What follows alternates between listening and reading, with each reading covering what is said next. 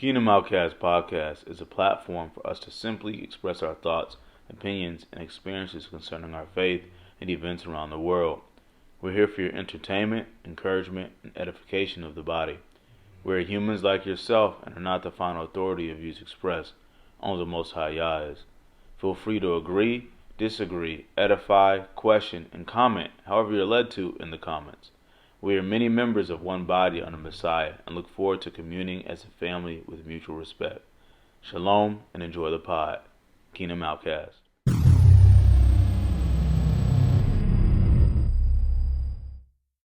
Shalom and what's good, everybody? This is your boy Brandon Mashak, and here we have Eliyahu, Elijah, and I'm Deja of Kingdom OutKast Podcast, and we're here to, what's that name you called us?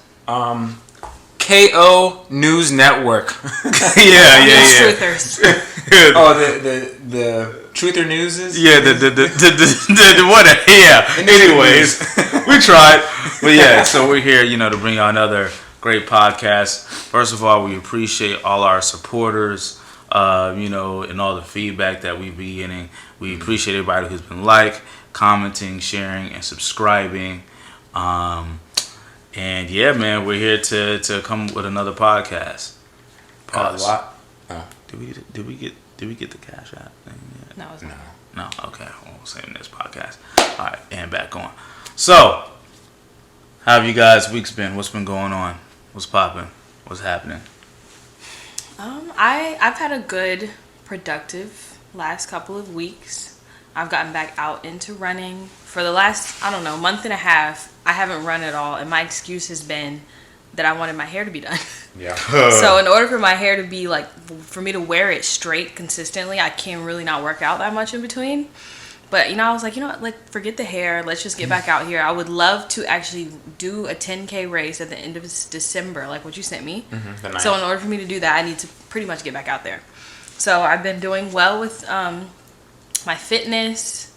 I do feel like I've been observing some backsliding in my life in areas where I feel like I'll get better and I'll be really working on myself, and then it'll just creep up on me out of nowhere. Mm-hmm. So I feel like I've really had to be in prayer and charge myself to be disciplined. Yeah. Mm-hmm. I had just this Shabbat, Friday night, I was in a place where I just felt like I needed to get into my prayer closet. I hadn't been there, and I can honestly say I probably hadn't been actually took myself to go pray there in at least 2 weeks. I was running from the Most High. I was feeling shame about some things in my life, and I was like, you know what? Enough is enough. So I go in there, I sit down, I put my prayer shawl on, and I get ready to get into prayer, and my closet door opens. Which has never happened before. It was a very, I got chills. I could feel the Holy Spirit. And I can honestly not say exactly what that was or why it happened. I felt like something was released in that moment. But I was frozen for multiple seconds. Why did my door just open like that? Yeah. Were there some things in my life that were waiting to be released? I don't know. But I'm feeling much better. I feel like I'm in a better place. Of course, work has been kicking my behind, and I'm one of those people where I'm a perfectionist, and if I'm getting negative feedback or I'm not doing work well, or if I'm wrong about something, I will literally be in tears. If I'm not if I don't turn into a monster, then I'm just crying. So I just, you and my sister are so much alike. She literally cried about A minuses and B's. Yeah. It's just so infuriating. So I had to deal with myself on that. I'm like, okay, Deja, people make mistakes. Just calm down. Don't go tell your boss off because you're wrong. Yeah. So I had to look in the mirror several times these last couple weeks. Accountability. Accountability. You can be accountable. That was my word. Accountability was my word. Uh-huh. So I feel like in some areas I improved. I got back out there. I worked on my fitness. In other areas, I cried and I pouted and I was a brat and I was in shame and I was not in prayer. But we're here now. You're here now. So that's good. Sounds like you had a very reflective time off. Yeah, I was alone probably 7 days in a row, just me and my dog, just going crazy. Yeah. Man, yeah, edges wasn't laid, just Yep, that's what it Tears was. streaming. It was just Now tears. the pineapple's popping. Yeah, we had the and same the- hair and color. it's Those are popping. Thank you. See, it's because I just said, forget the straight hair, okay? I just need to run. Like, that's Yeah. more important than hair. There we go. Frick the hair. Yeah, Frick it. man. We got a 10K to run. I know, right? Oh boy, yeah. Oh, Me and Elijah we planned to do like a 7 a.m. run. they can have that. Yeah. But we like separately, we woke up at 7 a.m. and we're like, oh, it's dark outside. Like, Yeah. It's dark and it's cold. so he texted It's me. cold. He texted me. He's like, hey, it's still dark. And I'm like, yep, you're right. I'm going back to bed. I knew it was gonna be dark, but I didn't know it was gonna be like Pitch black. It was, no, I didn't know it was gonna be like near freezing, like near 32. I was like, this is not the weather we need to be running in. It's not good for our lungs. It might just mess them Not up. good for our lungs. Come on. So we went back to bed. I was a little needless to soft, say. Yeah, I did go. Did I go back to bed? I did. I think I went to the gym, but I was not trying to run. I was not trying. But we'll be back on it. This week we're gonna run. We're on We're it. gonna run. Past 2 weeks, I've been all right. I can't complain. I realized that there's just a lot of ebbs and flows with life. Like, things happen. Like, my grandma, she basically her apartment got freaking condemned. And I started seeing pictures of it, and it just started it started irritating me. And then the week before, my dad was in the hospital, so that was just I was a lot of feelings of helplessness. Like, I can't help my family I wish, how I want to. So that made me start realizing I gotta cut out a lot more of the distractions that the enemy's been trying to distract me with, and just really get back to the grind of being a part-time entrepreneur and really outside of work going harder, which has been helpful.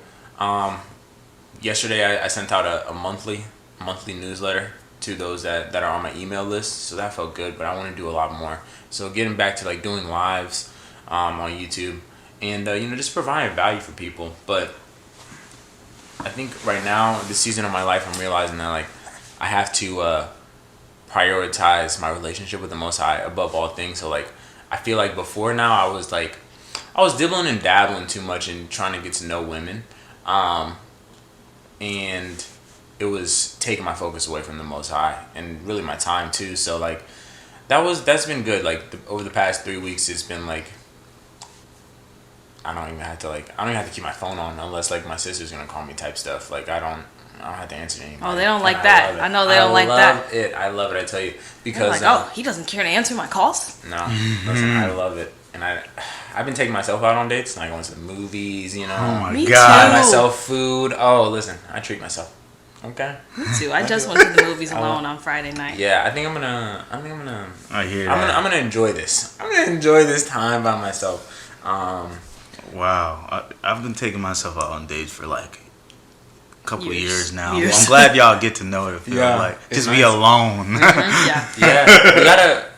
Not that you've been single for many years that you would need to go on dates alone. I mean, no, yeah, but I mean, my situation is long distance, right? So. Yeah, you gotta learn to love yourself and do things that you like, and being okay with I'm here by myself. Yeah. And, strike up conversation with random people. It's fun. I like doing that. But this past weekend, I got to go see my G-Mom, who I haven't seen in a minute. So that was really just a blessing. She really my ride or die, and she's not in the best health of either. But it was good, just talking to her. We talked for hours, Friday and Saturday, and work. And I got to talk to my aunt too, which was good. She's really into the word too, so we got to have a conversation about what's going on, what we're going to talk about here in this video, on this conflict. But work's been really chill. So basically, I have a certain amount of vacation time that they're going to pay me for, and then the rest I'm not going to get paid for. Mm-hmm. So basically, the whole month of December, I'm really not working. So I'm excited about that. Mm-hmm. And that's amazing. Yeah. I'm taking Fridays off now. Not coming up, but after. In December, I'm barely gonna be in the office, and then. Are you gonna be able to Shabbat with us?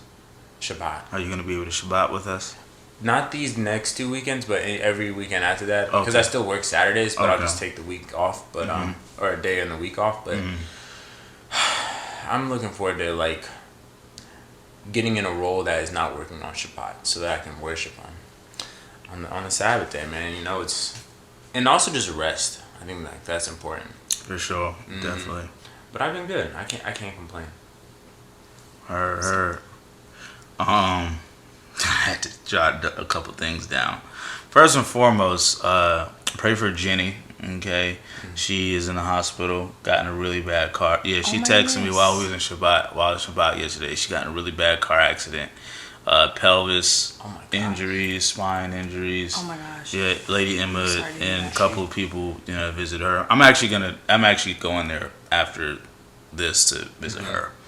At the hospital. Yeah, we'll be in prayer because that's sure. very scary. That's crazy. Yeah, but she's healing. She came back to consciousness like 2 days ago. Oh, she was unconscious. Wow. Yeah. Really And it happened bad. earlier in the That's week. terrible. Yeah. So, definitely pray for her.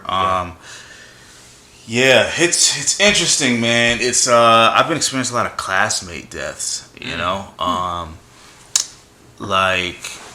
I was on my story post, and one dude from elementary school I used to go to posted, RIPs and stuff, and it was a dude who was a grade higher than me, but I known him well, known him for a while. His name was Marquise, and he did music, and apparently he was shot, and he wasn't even in that kind of life, you know what I mean? So I don't know. I'm still funneling, getting information, and then I hit up another classmate and asked her about if she heard it, and then I didn't even know, but found out talking to her that her brother died, who's a classmate of mine, 2 years ago. Yeah.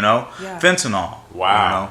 Sad. And that's crazy because when I was smoking, about 2 months ago, I definitely had experience where I think I was laced. You know what I mean? Oh yeah. I was tripping.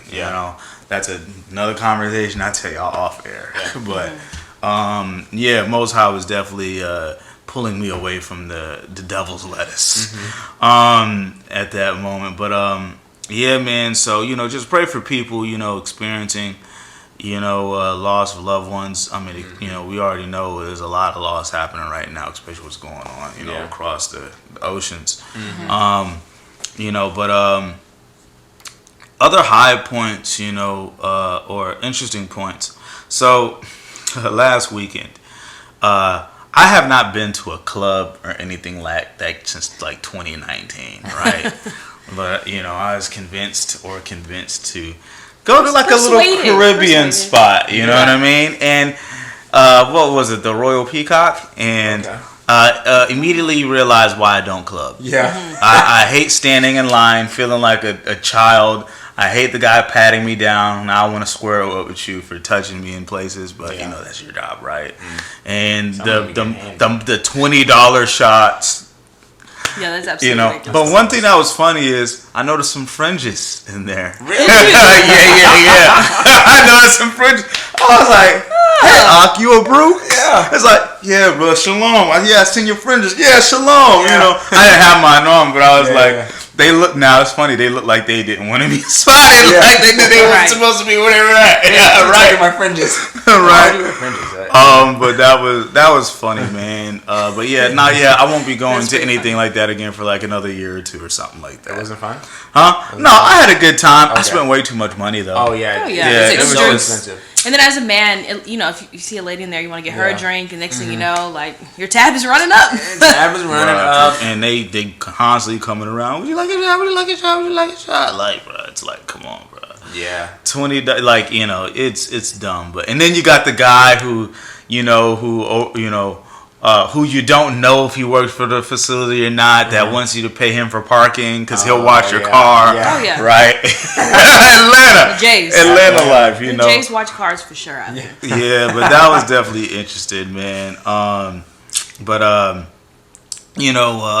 Some other high points. I finished my fourth book of remembrance, so now I'm gonna get on the last one.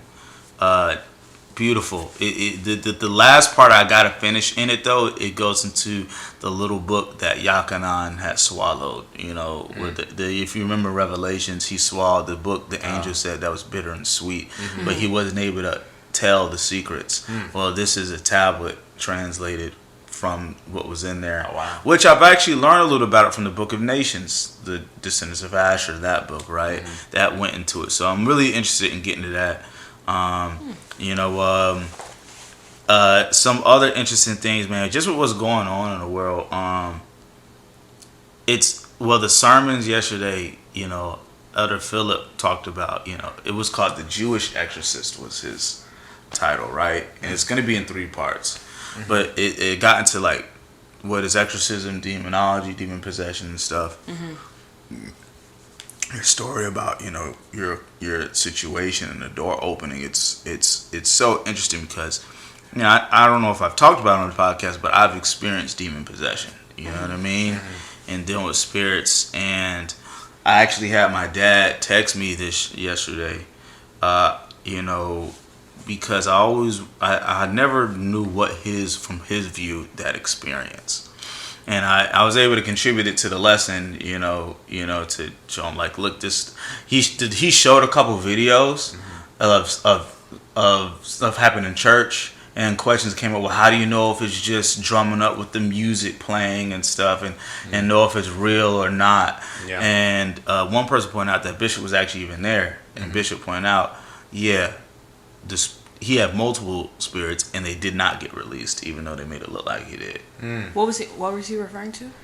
Mm-hmm. So Elder Philip put up a video where at a church conference. Mm-hmm. They were doing deliverance for people, right? Okay. And one guy, he was reacting and all this stuff, like he was possessed. The music was drumming up, and so I presented the question: well, how do you know if how can you discern if this is real or actors? Yeah. And that was an interesting conversation.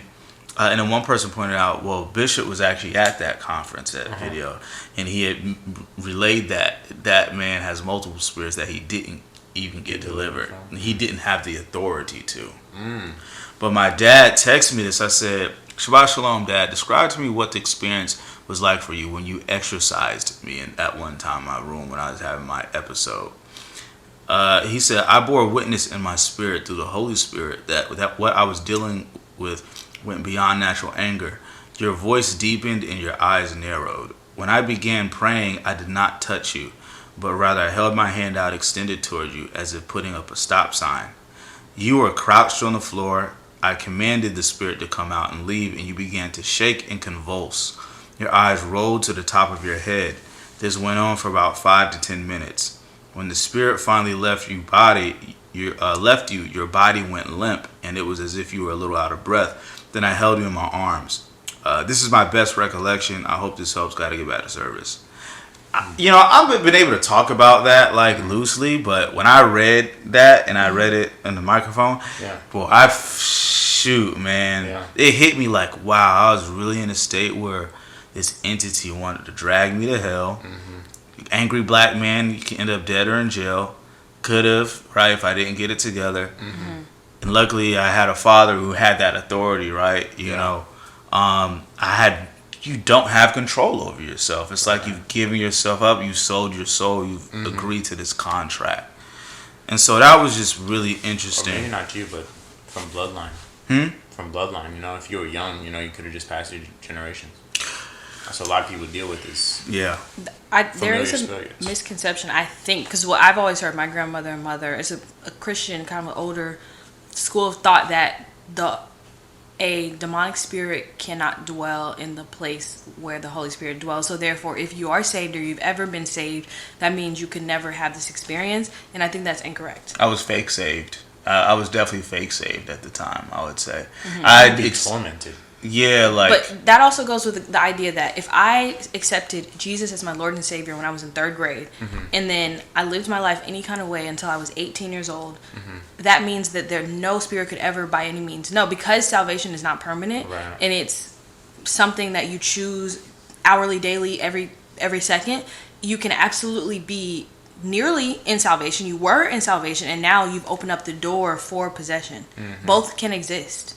That's why you can have an experience like that where you had salvation at a young age. You've grown up in I want to say like in the truth, but you've always grown up in the understanding of who the Messiah is in the faith. Like, so for someone like you to even be able to have that experience, that would, the whole doctrine of like saved versus not saved, you would have to question like how could this be? Once saved, always saved. Yeah, Like once, how could that be possessing you in the space that you were in with your father and who he is and how you've pretty much been saved since you were a kid? How could that be? Yeah.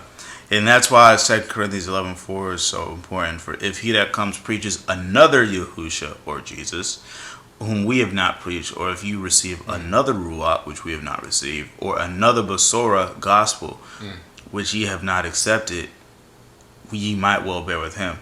So a lot of people, the thing is if you say you're learning incorrect doctrine, or you're learning this other Jesus, right, that isn't preaches the biblical Yeshua, right?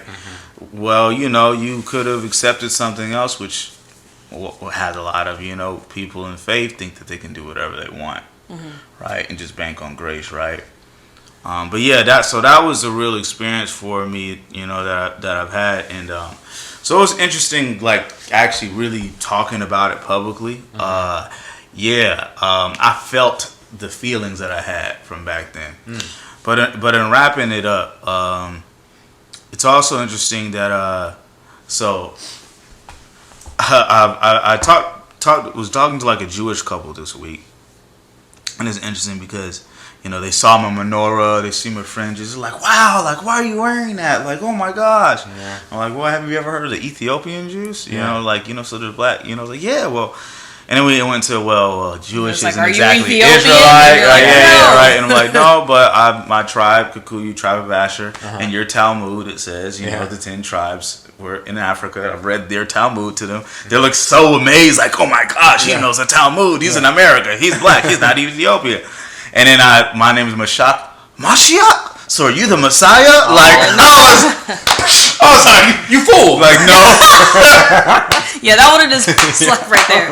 Right? Oh, like, no, I believe in Yeshua, the Messiah. It's like, oh, okay, Where did you run into them at? It was just interesting. It was social media, right? Oh, social media, yeah. So and we got on video chat, and they was with their friend, and it was just interesting, man. I hadn't met in person, but they're like, apparently they were born in Texas, grew up in Israel, and now they're back, I was saying Hebrew words, and they're like amazed. Yeah. And I'm like, wow. I think that's the spirit that it should be. I actually had a dream not that long ago, maybe like 3-4 months ago, that I met a Jewish couple, and they had mutual respect for me and like my faith, and they understood that it was very much similar to their faith, and we were in agreement, and that was pretty much the only details I remember from the dream. So it's funny that you say that. In my opinion, and we're going to talk about in current events who's taking sides, but my opinion is like, in a sense, we should be on the same side. If it's about the faith. Yeah, ultimately, like, a lot of people are deceived, whether you're in Christianity, whether you're a quote-unquote black Hebrew Israelite, or whether you're Jewish, you know what I mean?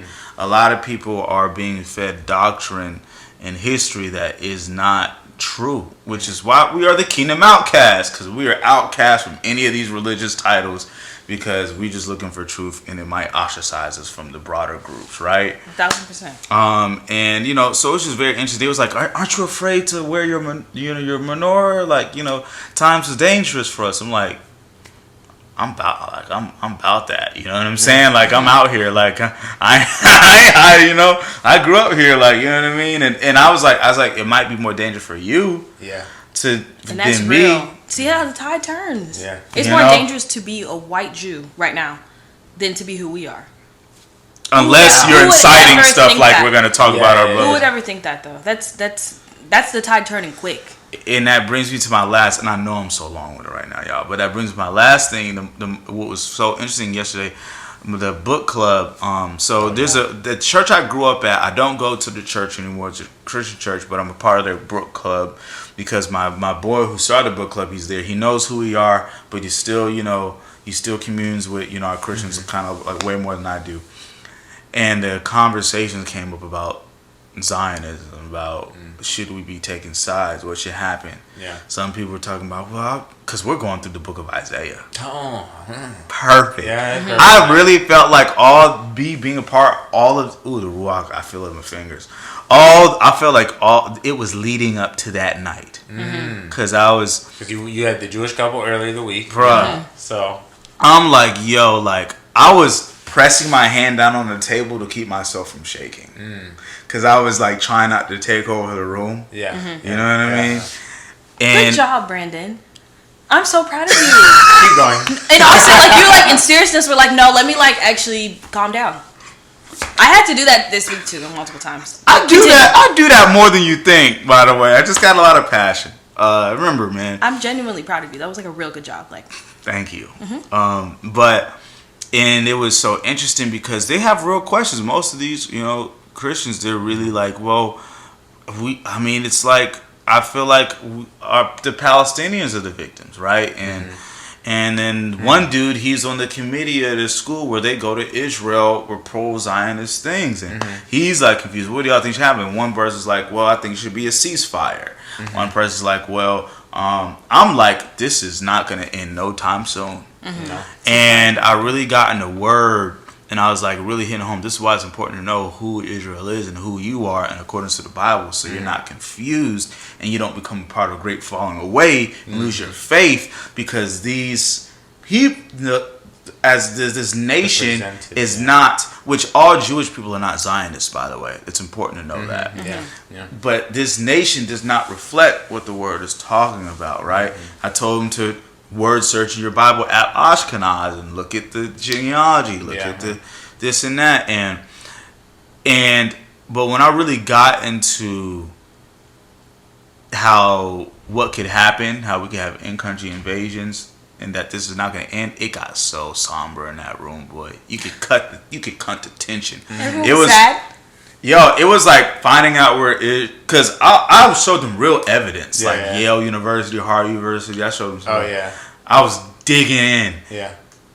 To find out that you're most likely an Israelite, but then you might have to experience war at the same time, was just like, it was a lot. It was a lot. And some of them kind of, my boy Jeremiah and his wife know, some of them kind of questioning, but this war is bringing out this truth.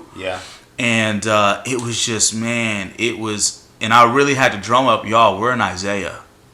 Isaiah is literally about our deliverance and those who, and whether you're natural bloodline or not, and I really had to drum them up, like, y'all, encourage, this is about us, this is about delivering us, you shouldn't have no fear, We're trying to really, encourage them in that space, because these are some real conversations. So it was just great for the Most High to be able to use me in that way. I've backslidden heavy in some areas of my life, some things I'm really trying to get right with the Most High. But I'm just really grateful that he still uses me in my imperfection and my constant having to repent for some of the same stuff, So that's it. That's a lot. No, that's good. I'm glad you shared that with us. I think that's super relevant to what we want to talk about today. It is really relevant. And, I know the Most High is using you with all the wisdom and knowledge that you gained and coming into the truth to help waking other people up, It's good when you're coming from the 66 books, because not everybody's ready for the other ones. They're like, invalidate at that point.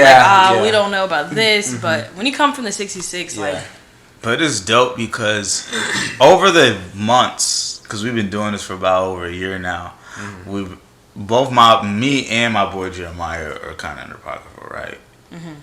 He's the guy that keeps me calm.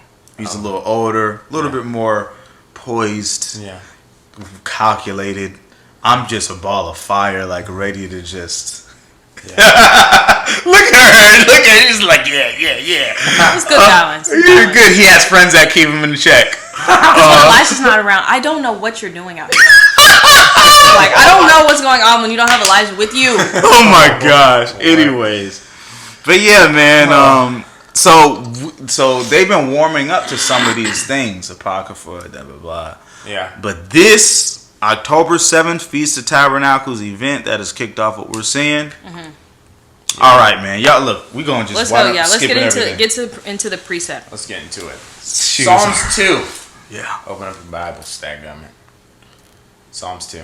I'm reading from the GW translation, God's Word. Y'all ready? Yes. Precept. This is the precept, yes. Why do the nations gather together? Why do their people devise useless plots? Kings take their stands, rulers make plans together. against Yahweh and against his Messiah by saying, let's break apart their chains and shake off their ropes. The one enthroned in heaven laughs. Yahweh makes fun of them. Then he speaks to them in his anger. In his burning anger, he terrifies them by saying, I have installed my own king on Zion, my holy mountain. I will announce Yahweh's decree, he said to me. You are my son. Today I have become your father. Ask me, and I will give you the nations as your inheritance, and the ends of the earth as your own possession. You will break them with an iron scepter. You will smash them to pieces like pottery. Now you kings act wisely. Be warned, you rulers of the earth. Serve Yahweh with fear and rejoice with trembling. Kiss the Son, or he will become angry, and you will die on your way, because his anger will burst into flames. Blessed is everyone who takes refuge in him. Hallelujah. All praise to the Most High. Psalms 2 here. What do you guys think of that? You know, as I was reading it, and this is a verse I've read, or a chapter I've read before, but it's so relevant to what we are talking about in our current events and what's going on in the Middle East right now, because the Most High is like, y'all are out here trying to create these plots and plans against with your own gods, lowercase g, but I've got my Messiah who's already came, and you guys aren't choosing him. I think that's really the biggest factor in what we're seeing with this war against Judaism and Islam, and really, you know, the Zionists too. I think they're Judaism, but Jesus is not there. You know, neither side is believing in the Messiah. They acknowledge him. There are some. You do have Christian Palestinians. You do have Messianic Jewish people, but they're the minority. The minority in each of their groups. Yes. Yeah, they're not the leaders. But yeah, what do you guys think about that? Well, when I hear a verse like this, I think about all of the religions and how they do know the scripture and they know what it says and they know prophecy, but prophecy is inevitable and some prophecy is self-fulfilling. So if you know that Yah's wrath is real, you understand that he will burn down the idols. Like you know that like his wrath will fall on those who disobey and turn to other gods and who don't accept the Messiah. Yet I think about, we live in a society where everyone's about to run out and go put up these Christmas trees, and they're gonna go and worship Easter eggs, and we're gonna do this anyway, even though we all have access to the same book, the same word. So it's like what we've been doing since the beginning of time. Yeah. And by we, I mean the place that we live. Like, it's I think we talked about it in previous podcasts, but there's like just even in Christianity, there's so much deception that is rooted in, and that comes from, like ever since really 70 AD and what the Catholic Church plus Constantine was able to do. And that's one thing I've been watching videos on and like studying a little bit more, is like the Byzantine Empire and then the Ottoman Empire, and how they played a role in how Christianity is today. And it's just interesting, to your point about Christmas. Everyone's getting ready to start singing Mariah Carey and all that stuff, but it's like it's not a even though it's like Christ Mass, there's no Christ in it really. It's not a holy day that the Most High set apart. But I've seen some research where the term Christ itself, because again these are English translations, most likely come from the Hindu Christos, which was one of the Hindu deities. That's why I'll even say Jesus the Messiah. Yeah. Before you say Christ. Because when you just rabbit hole just so many of our words just in our language. Etymology, it's important. For sure. Yeah. I'm like, I just want to know Hebrew already, but so let's get into our Hebrew word. Yeah, man. So war, right? So there's a few here, but you have, first of all, milkama. All right, milkama. Strong's 4421. Milkama means a battle or war.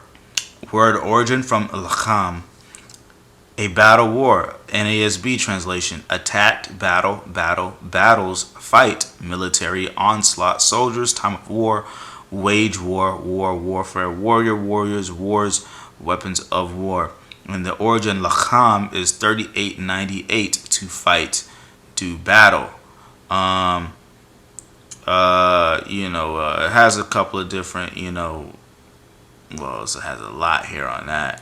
But to devour, Strong's is often concordance, to devour, eat, ever, fighting, overcome, prevail, make warring. Primitive root, to feed on, figuratively to consume, by implication, to battle as destruction, devour, eat, ex, ever, fight, overcome, prevail. And there's actually a lot of different Hebrew words for war. I'm not even going to get into all the definitions, but I'm going to just read them out. You have 66:35, Saba, army, warfare, combat, armies, conflict, host is army, struggle, trained, warfare. You have 71:28, Karab, a battle, war. And it's really that simple, and that the primitive root for that is 71:26, Karab. You got, goodness gracious, 39:01, Lachem, perhaps war. There's a lot of words for war here. So we see all the different, terms for it. Mm-hmm. Okay. And as we're seeing things play out, we must remember Ephesians 6, for we wrestle not against flesh and blood, but against these powers of darkness. Amen. Rulers, principalities, and high places. Mm-hmm. So let's talk about current events. Let's get into it. I know that everyone is really, tuned in to this war that's going on between Israel and Hamas. But there's another current event that just continues to unfold that is so important, and that is the refugee crisis. So I would like to read a startling article here about the migrant crisis. Okay, so some 5,000 migrants have set out on foot from the Mexican border on their way to the U.S. So about 5,000 migrants from Central America, Venezuela, Cuba, and Haiti set out on foot from Mexico's southern border, walking north toward the U.S. The migrants complain of processing for refugees to exit visas taking too long in Mexico, and it names a few cities. The Mexican system is overwhelmed by the number of people basically seeking visas and refuge, and so I guess these groups of people some of them were in waiting. Some were already on their way, and so they have formed a mass group of individuals who are on foot coming from South American countries that are ravaged with war and famine and these things. And so that just brings into question what the U.S. is going to do to combat this crisis. Because if we already have an issue with refugees, and we have northern states that have these asylum seeking laws that protect individuals, so that almost anyone who shows up there, they must provide some kind of housing for. At what point is this going to break our system? People cannot just begin to physically, imagine the level of desperation it would take you to physically walk 7, 8, 9, 10, 12 days with a group of thousands of other people. You get to Mexico, they can't process you. You get here, they can't do this, and you just start walking to the border of the U.S. It's like an exodus.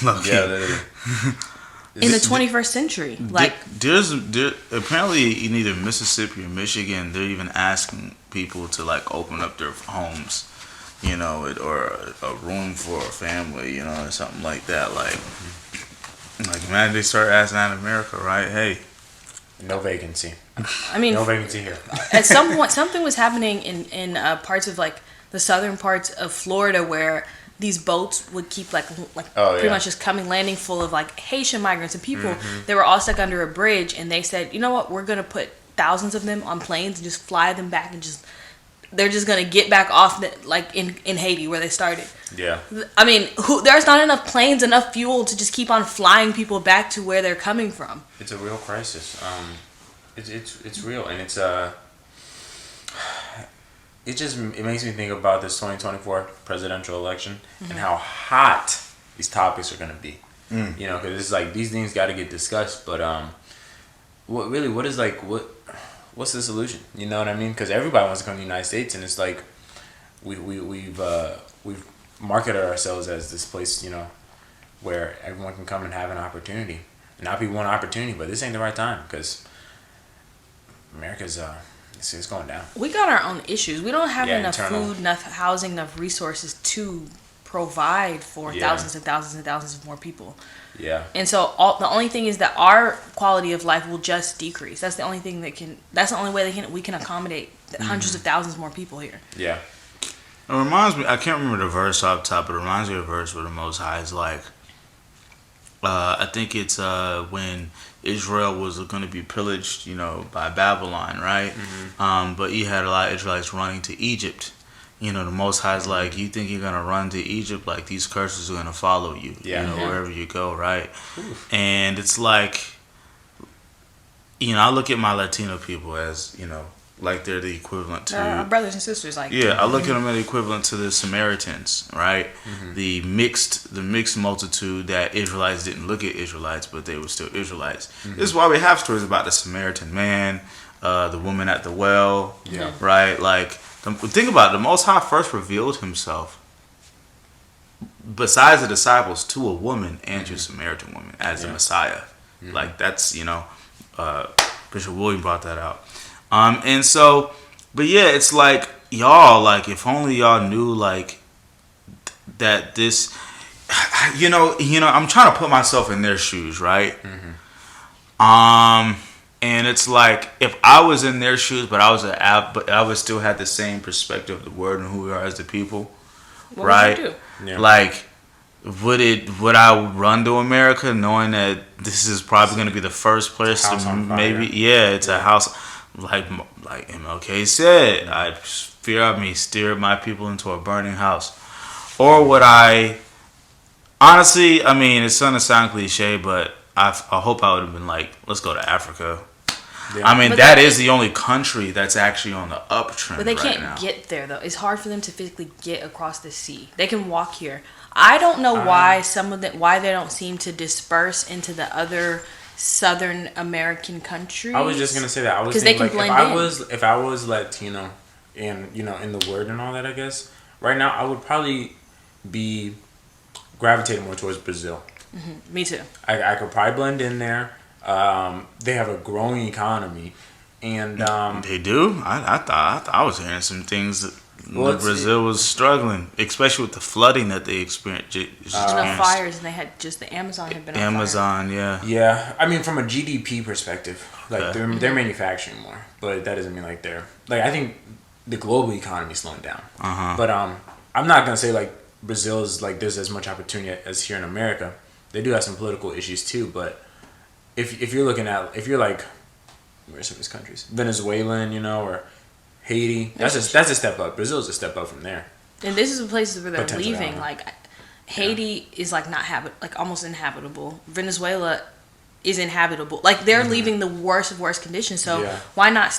If you're past, I guess I don't understand why they're basically walking past all of these places that they could settle just to come to the U.S. border. That's where I'm like, the U.S. probably has the most. It's looked at. They refuse to stay in Mexico. It's looked at as Atlantis. Or modern Egypt, like the city of giants. This is where you can make it, you know, like that's how they look at us. And, you know, but this is the verse I bank on, right? Isaiah 11:11.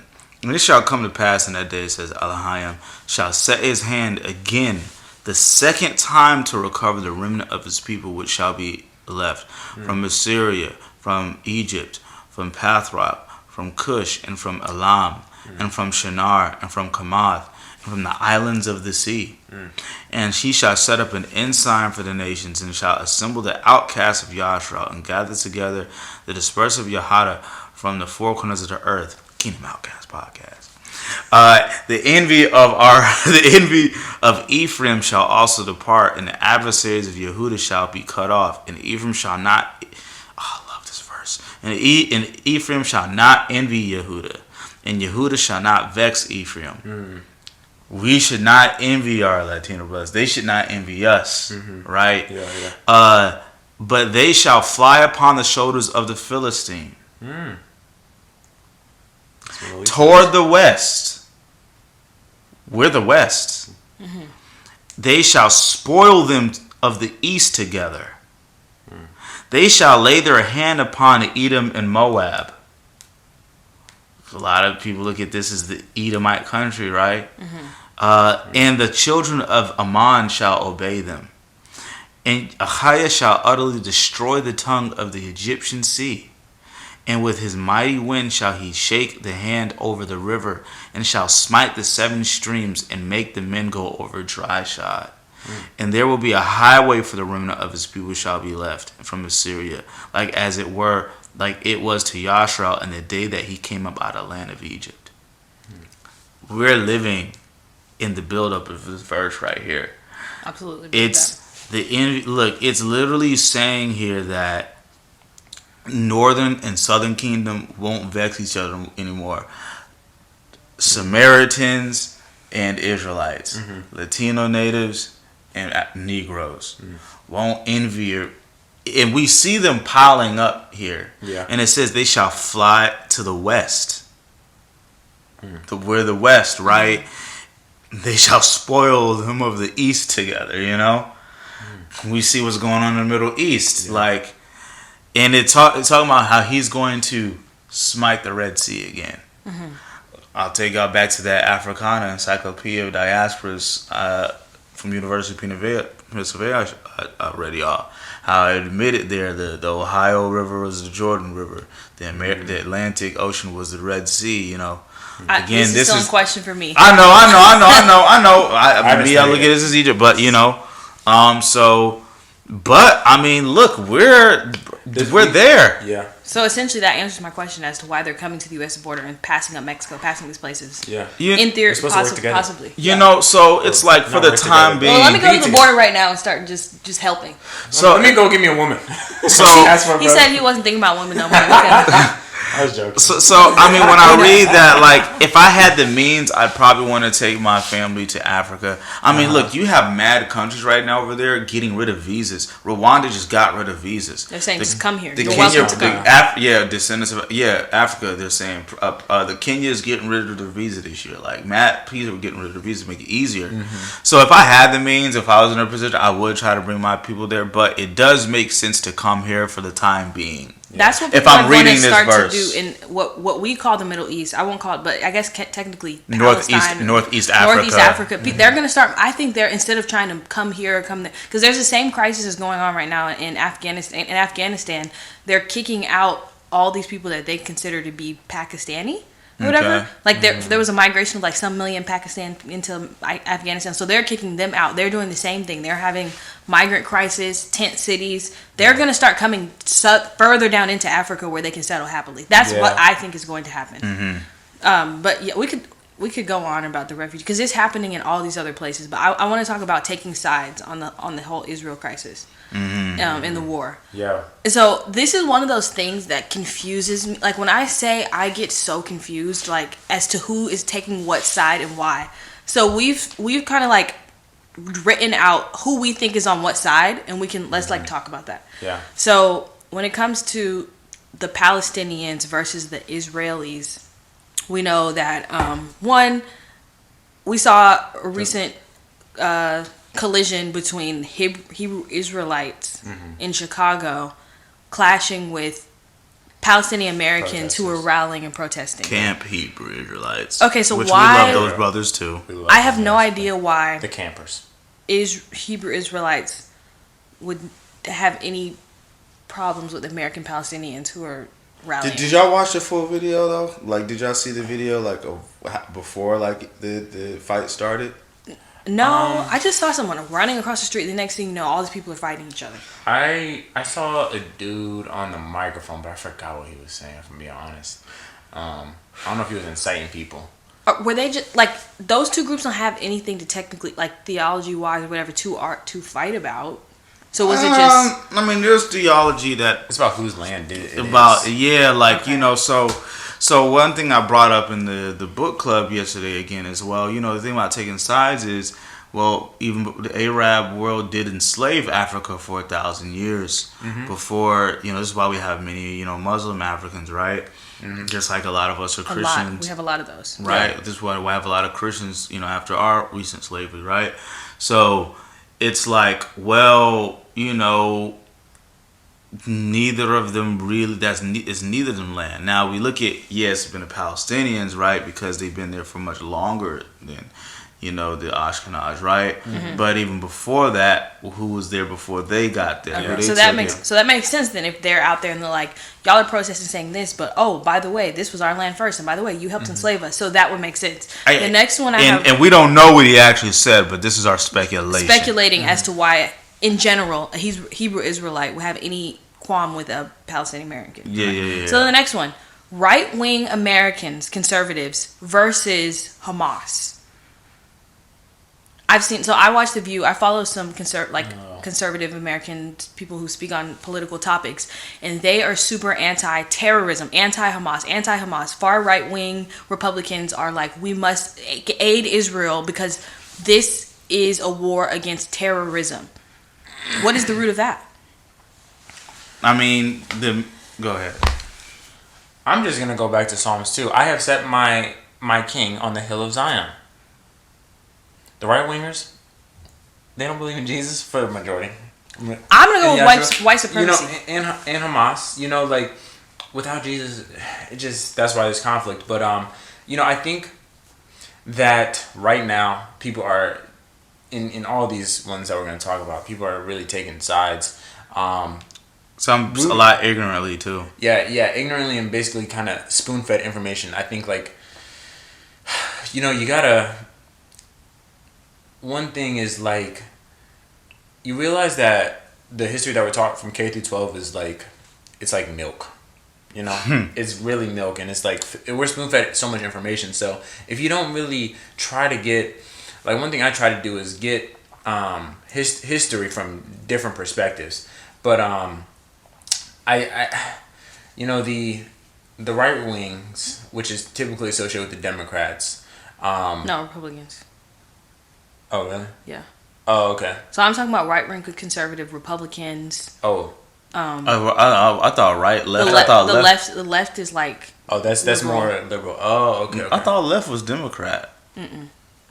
Left is liberal. Left is liberal, right? Yeah. So Democrat. So when I'm saying right wing, yeah. I'm saying these are people who stand on the red zone. I am a Republican, and for this reason, we must support Israel against Hamas because Hamas are terrorism, and we are protecting the free world. Basically, I think it probably stems back to also some 9/11 conditioning. Yes, I agree. You gotta think about that, because then you got the I'm proud to be American, Yes, and I think America. That's the one thing I started. I was born here in America, but it's not the best to be an American. So the thing where I can actually or to be proud to be one. I can agree with the right wingers here a little bit. Only not basically versus Hamas, because I don't know if you guys have ever seen the United States. One thing that's important to know is that the United States funded Hamas at first. They won't admit that. That's not where they're not coming from that perspective. They're coming from the perspective of we are supporting Zionism. We basically created. We basically created ISIS. Hamas. Is Hamas ISIS? Are they ISIS? They're not. They're not. They're similar. They're not. Basically, we have created most of the terrorist organizations in the world. We've funded them. And if we're not doing it now, they've grown and done their own thing now, right? The justification that I can actually follow a little bit to a certain extent is that when they show photos of Afghanistan, Iran, Iraq before the 1940s, before the state of Islam came into power. Yeah. The women were liberated. Women wore regular clothing. Had nice hair. A lot more people had money. And then they show it now, and women are covered to their eyes, and girls can't go to school. And so when you take from that perspective, it's okay, if this is the kind of evil that Hamas is inflicting on people, then we have to stop that. We cannot allow women to be under. Wait, you think Hamas yes, is the pushing Islamic that State. and not Yes, just Islam? before they were governed by Islamic State, women had regular rights. You see women outside walking around wearing regular clothing, having their hair done, going to school. After the 1940s, when Islamic State came into power, now women are out like in these certain places. Like girls can't leave home at all, and if women do leave home, they have to be with a man, and they're covered to their eyes. Everything is covered but their eyes. Yeah. And it's really, really sad when they show the transformation in the last 100 years.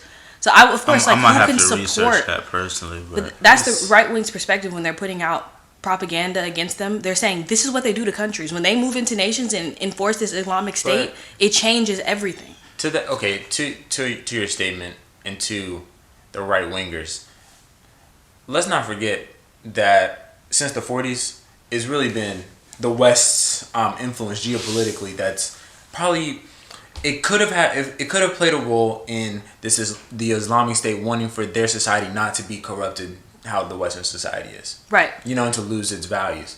So like from that perspective, it's like really since.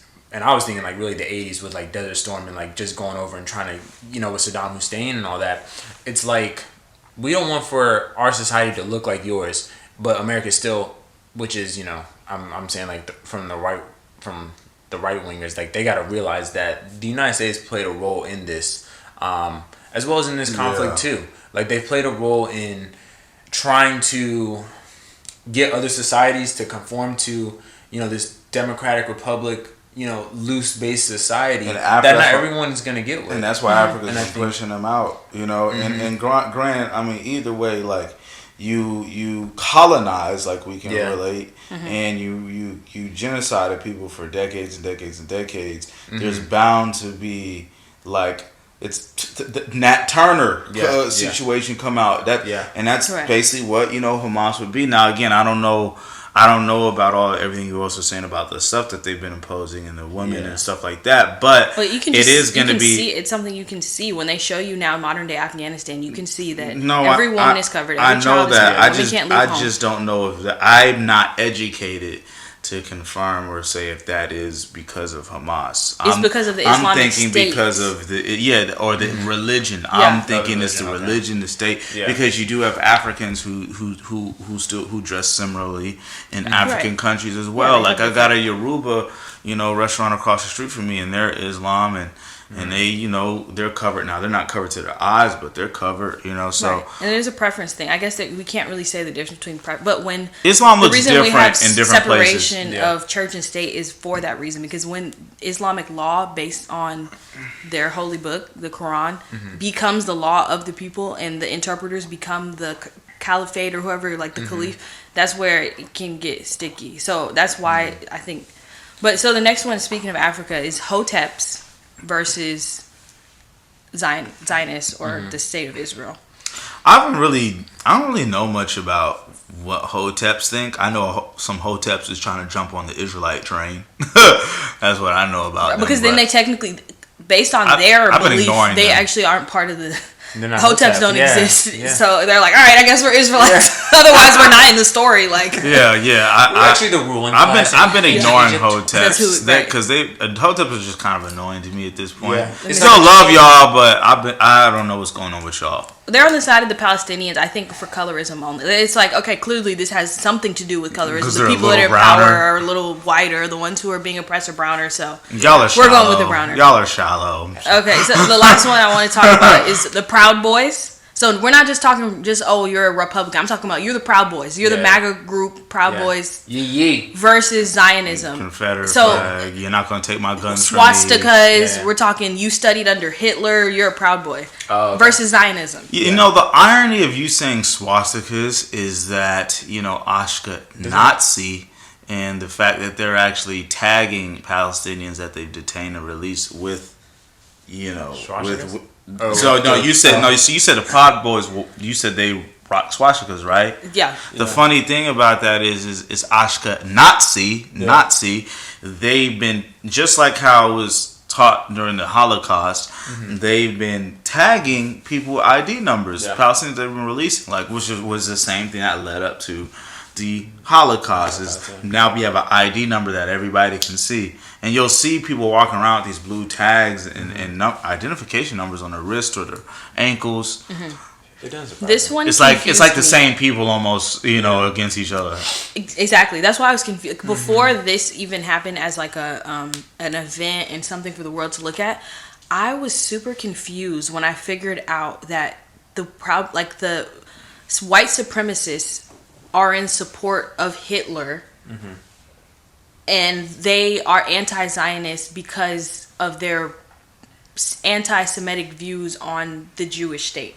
I said, what does this have to do with Jim Crow, racism in America? I asked a friend of mine who is a Hotep. He won't consider himself a Hotep, but in a certain sense, he studies peoples and history and religion and places. So I said, what does white supremacy have to do with anti-Semitism? Because I literally could not put the two and two together.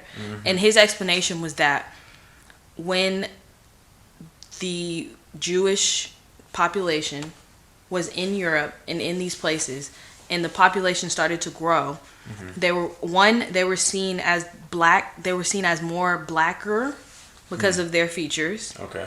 And two, people were afraid of them because they were growing in numbers quickly and growing in power and opening business and owning banks. So then all of a sudden anti-Semitism came into play. And so they started using that as like how they make fun of our nose and our smile or eating watermelon, blah, blah, blah. Yeah. They started creating this idea of a Jewish person who has a nose that looks like this and is greedy or is a liar or is a thief. And that became the image. And so that is what, I guess, that is their way that they manifest their hate. They call them black. Yeah. They refer to them as being blackish and as in a form of hate. Yeah. So it's real dangerous for black Israelites. Yeah, in the brown. Because now you're just black. You're just blatantly black. I mean, Alabama treated us nice, but maybe that ain't everybody, right? Yeah. I said to myself, what do these things have to do? So my conclusion to all this is that all these people are just out here looking to be mad about us for something. Yeah. Because these are very separate. And then we have a group, and you sent a video. I thought it was interesting with the group chat. There are, what is the name of the group of? They're from Chicago, and they settled in the state of Israel. Damona? The Damona. Yeah, they are going to take up arms and join the fight against the Palestinians. Oh, against the Palestinians? It's ridiculous. That's their perspective. Not our fight. No, their perspective is that we live in this land, so we are going to support this war. It's patriotism. Patriotism to be patriotic to a country in itself is stupid. Yeah. All right, let me just say that. To be patriotic to Nigeria is dumb. To be patriotic to Africa is dumb. To be patriotic to America is dumb. To be patriotic to Israel is dumb. To be patriotic to any land that you do not control, that governments control, is idiotic. This is why I'm only patriotic to the Most High. This is why Israel. This is why Israel were nomads. This is why Israel is no longer a state; it's a people. You know what I'm saying? Like. And it's just ridiculous, bro, because, one thing he also said in that video, Ben Amin Amir, however you say his name, is said that one of his people was detained and the Jewish guard said to him, we know that this war is because of you. Like, he said to him, we know that this war is happening because what we've done to your people, and we know who you are, that you're the true Israelites. But it's like, okay. But the thing is, they're the Damona Israel. They're so into this. You can be too peaceful, not too peaceful. That's not what I'm trying to say. You can be too trying to assimilate. But because they let them come there. It's like a Martin Luther King type deal. Yeah, but they allowed them to settle there, so they're saying, okay, you gave us peace, you allowed us to settle here. If war comes, we're gonna fight with you. Yeah. And at the same time, but here's the thing. But here's another fact. They've sterilized all the Ethiopians that have been coming there for years, and their birth rate has dropped 50% since then. Damn. That was also stated in a video I sent you as well. So the thing is, like, how can you be so patriotic to these people? Mind you, I don't think that the Hmong people, they also recognize the Messiah either. This is why I don't care unless you believe in the Messiah or not. Then you're invalid. What you have to say is pretty much invalid. I pray for the Kodajim, for the kingdom, not the world. The Bible doesn't tell me to pray for the world. It tells me to pray for the kingdom, for the Kodajim, for the people who will accept the kingdom, and that they do accept the kingdom. So what are our perspectives then? Because I just talked about these groups. We're Kingdom OutKast. We're not Israelites. We're not right wings. We're not Hoteps. We're not obviously not Proud Boys. What do we think? Well, I am Tribe of Asher. I'm just not a Black Hebrew Israelite. Okay, so Tribe of Asher versus who? Who are you against? No, I'm not. Oh, I'm against the world. Okay, and who are I'm you for? against Satan and the world, the God of this world, and Satan. I am for the kingdom and for anybody who has accepted the Messiah and who will accept the Messiah. If you hadn't in this present moment yet, and I hope you do, Yeshua HaMashiach, who you might know as Jesus, not the Caesar Borgia Jesus. That's where I'm at, bro. Woolly hair and the bronze feet Jesus. Like, we should not be taking sides, because here's the thing, right? Even if you want to be on the side of Palestine, right now, they're gonna retaliate to the America. We're gonna experience what they're experiencing now. So you got a lot of people who say, okay, Palestine, blah, blah, but you do watch, and granted, it's not to say that people as a whole is gonna do it, but you're gonna have a select group of people who have probably already infiltrated through a lot of the immigrants who are just waiting for the orders. Look, actually on the news, which of course we had to take with a grain of salt, which will go into our main topic.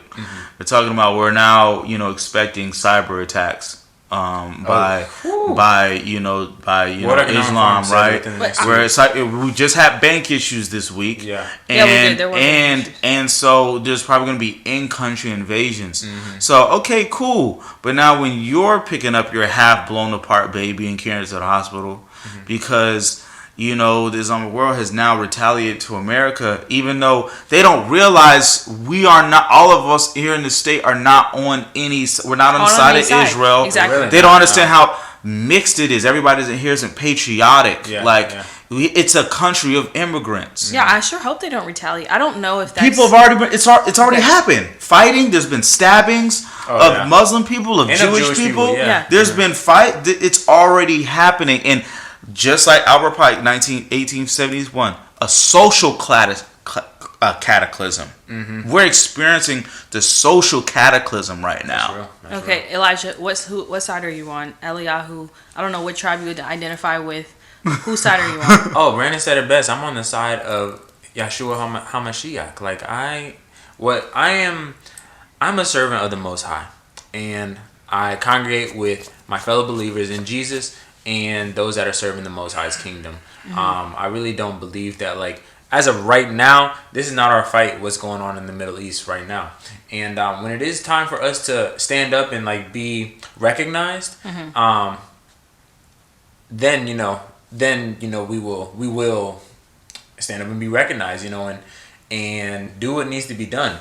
I don't know what that's going to be, but I'm preparing to be a military-age male. Dadgummit, for my nation, for the Most High's. Well, that's what you are. Whether you're prepared to be it or not, that's what you are. You are a military-age male. I hate to let you know that. But I'm realizing more and more as I'm seeing sickle cell trait, though. Sickle cell trait. Oh yeah. Exemption. That's not about this, but my brother also has a trait of sickle cell. So is that a Negro thing, like a Negro male? It is. If you have the sickle cell trait, you're immune to malaria. That's who survives. That's why it's superpower in Africa. So your side. But what I was saying was, to give you perspective on what you're gonna say to help you answer. I think I sent it in a group chat too, but not in our group chat, but the Telegram. There was a conference of Israeli people in the United States who literally said our biggest problem is the young black community. At the Hebrew talent show. They said our biggest problem is the young black community. The Israeli people said this. That was wild, and they know what do we do? They know that they're the imposters. But what I was gonna say, and last thing was that as I'm seeing all that's going on in the Middle East and really around the world, first off, it's just leading me towards books and studying and prayer. But I'm not tolerating things that the Most High does not agree with anymore. I'm just like, I'm done with it. Like, whether it's the LGBTQ, whether it's abortion, like, regardless of what the topic is, like, I'll look in the Most High's word, see what he has to say about it, and, like, I gotta put my pride aside and be like, this is what the Most High's word says, and this is the side that I'm taking. So, like, that's what it is. People don't like that. I agree with both of your perspectives. The side that I'm on is that I genuinely believe that there are well-intending persons who live in the state of Israel who believe in the Messiah, or if they don't yet and haven't been revealed the truth of who the Messiah is, they are following the lifestyle of the Torah with righteousness in their heart. I'm on their side. I believe that there are people that are within the state of Israel, like within the Palestinian community, who do also believe in the Messiah, or if they are a part of Islam, they're well-intending, and the truth in the word, the gospel, is going to be presented to them at some point. I'm on their side. Yeah, I believe, and we're going to talk about the natives. There are Jewish people who accept a Messiah as well, and I'm on their side as well. So I don't think that our true side, it doesn't exist yet. I think the Most High has hidden us for a reason, for a time. Yes. I fully believe hidden that. ones. The reason that bombs aren't falling out of the sky somewhere in the hood of Detroit, or in the hood of Kansas City, Missouri, or in Columbus, Columbus. These places where our people are from, bombs are not following there for a reason. Yeah. Our biggest issue essentially is black on black crime. Our biggest, like, the things that's killing more black men is basically self-hate, black on black crime, fentanyl crisis. People from other countries are not coming and warring against us for calling ourselves the people of the Bible for a reason, because we're hidden. So that's how I feel about as far as taking sides. And to provide clarity, say, like, if we are experiencing, like, our Palestinian, any Muslim or Palestinian friends that we have, or Jewish friends that we have, and, like, even if they're not believers, we are still commissioned to help those who are not. You know what I mean? If people in need, like, you know what I'm saying? So don't think because we are saying we're on the side of anybody who believes in the Messiah does not mean that we won't still do our duties as servants to still show love to the people around us when we can, whether you believe in Yeshua HaMashiach or not. So we're not here to take up arms and shoot and kill and all that stuff. We will most likely defend, if we need to. But at the end of the day, our duty as believers is to wait on Yah to assemble us. Yeah. Not going to create a state or going to take a side. Like, our duty is to wait until He tells us and assembles us, as Isaiah just showed us. Okay. Are we ready? One last thing. Okay. Jesus Christ is the way, the truth, and the life. I want to reference Genesis 9. This is kind of off topic. Genesis 9, 20, 26. And we know that the Most High's word is living, breathing, sharper than any two-edged sword. This is Noah after he was uncovered by his youngest son, Ham. He said, "Cursed be Canaan." Genesis 9:25. "Cursed be Canaan, the son of Ham, a servant of servants. He shall be to his brothers." He also said, Blessed be Yahweh, the Elohim of Shem, and let Canaan be his servant. May Elohim enlarge Japheth, and let him, in regards to Japheth, dwell in the tents of Shem, and let Canaan be his servant. Just gonna leave that there. And servant does not mean like slave. By the way, servant means more like employee. Yeah. As far as classes and so Shem, us Semitic peoples, because we can't be anti-Semitic if you look up the definition of Semitic. We are still in support of our Japheth descendant brother. We're still in support of our Hamite brethren. You know what I mean? We are. I was just gonna say, the bloodline of Japheth comes Ashkenaz. Yeah, for sure. So we are seeing those people over in the state of Israel, literally dwelling in the tents of Shem. Feast of Tabernacles, Feast of Tents. Popped off. Look at this sword. Oh my gosh!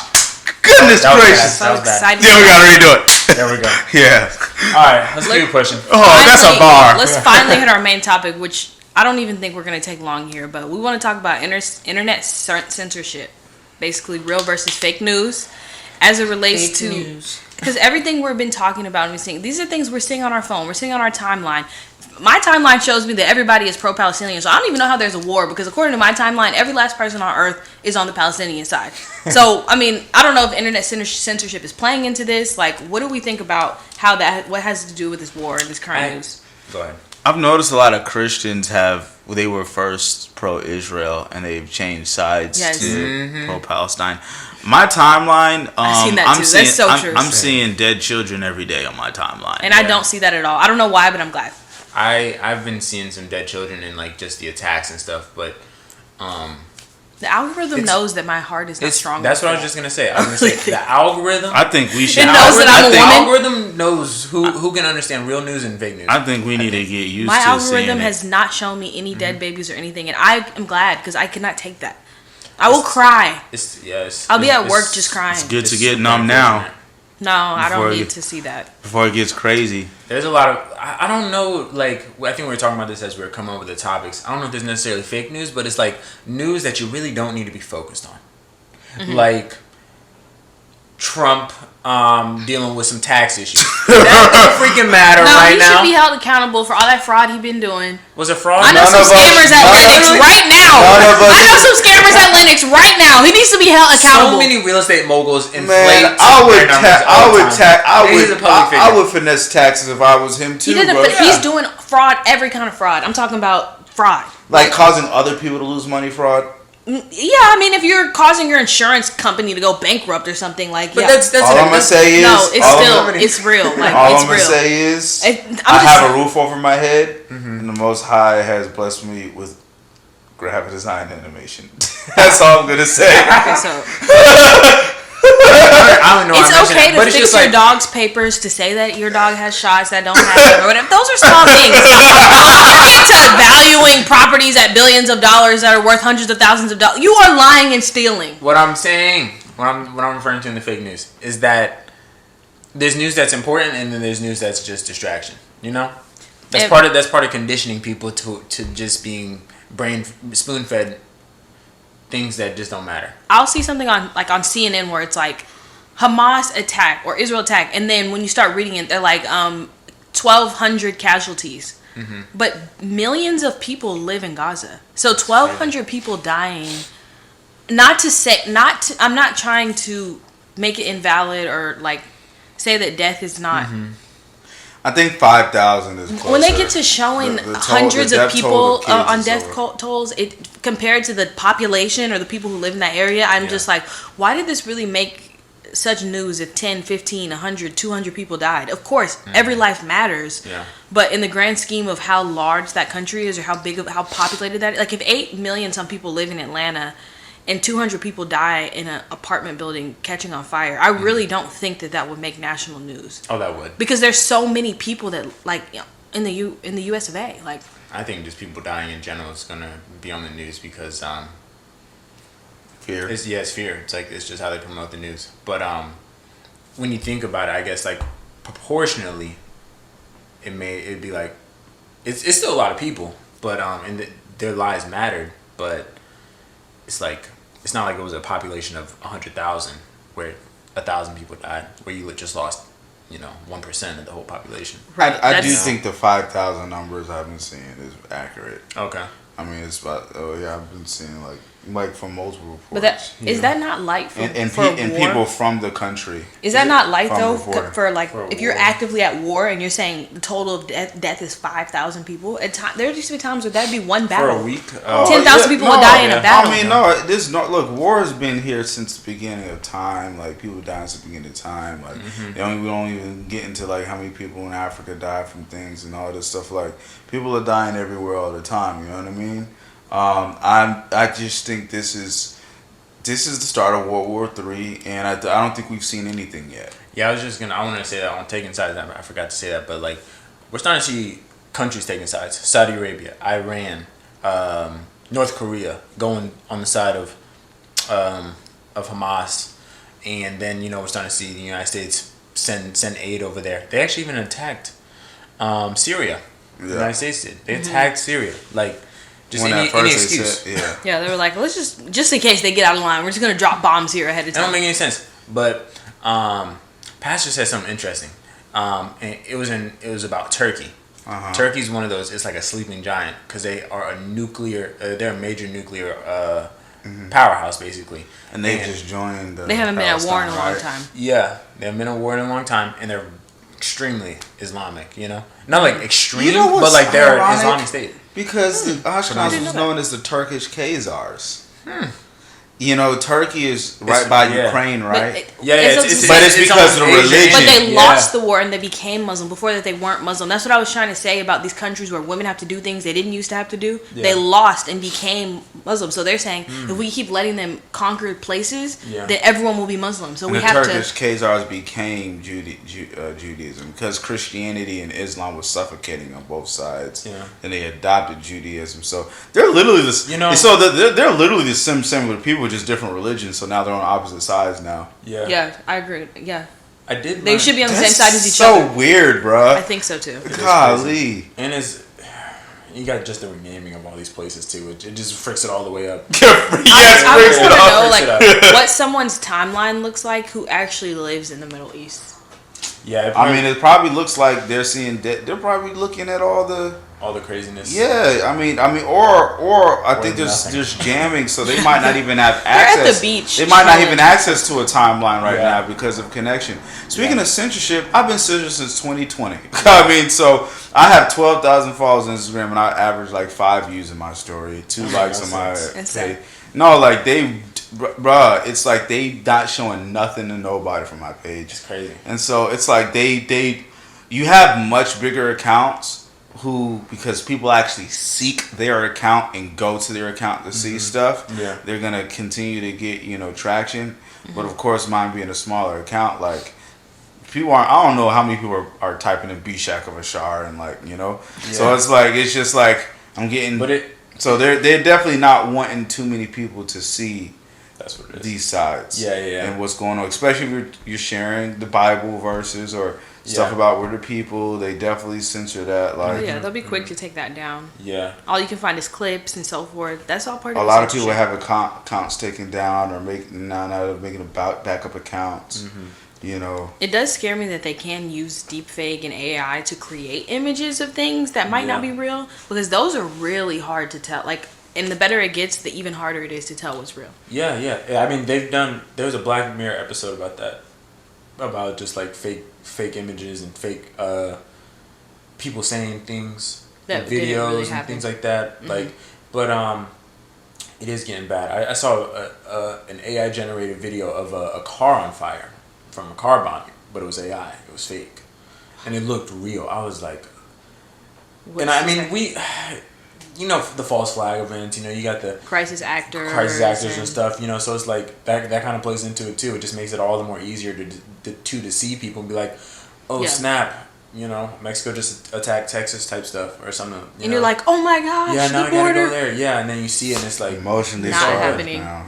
Yeah, you've sent us videos of alleged crisis actor moments or things where it's like not tying or someone's in the background acting normal, or the newscaster is like crawling on the ground and allegedly things are like blowing up, but in real life none of that's happening. Yeah. I always find it like, to me it's like a red flag to me when I see like a CNN person with the press bulletproof uniform, and there's just like random cars on fire. Like, only. you not that courageous. Yeah. You But are it's not always that just like courageous. there's always just like cars now on in fire. these Like streets. 1 or 2 cars will just be there on fire. Yeah. And I don't know. It seems like y'all just this is a a prop. It just looks like a prop. because if it was really a war zone, no cameraman would be out there. They would not have an audio guy, and also that reporter. Would None be of like, this would be. Yeah, one of them was streaming What, on the okay, view. what if someone actually died on camera? Like, what if your reporter died on camera? Right, they're not going. They're not into those gonna places. risk that. And it's not true live. Yeah. They're coming to you live. Now, there's a delay so they can cut things off in time before it gets to the TV. Or edit. They had a CNN anchor live streaming on The View. And so it just all was so fake to me, because he's like, it's a lot going on over here. One moment, Whoopi cuts the camera, and it's like, you guys, come on. This guy is like perfectly tan, like barely breaking a sweat. I'm pretty sure he's not in the middle of war-torn Israel. Like, Yeah.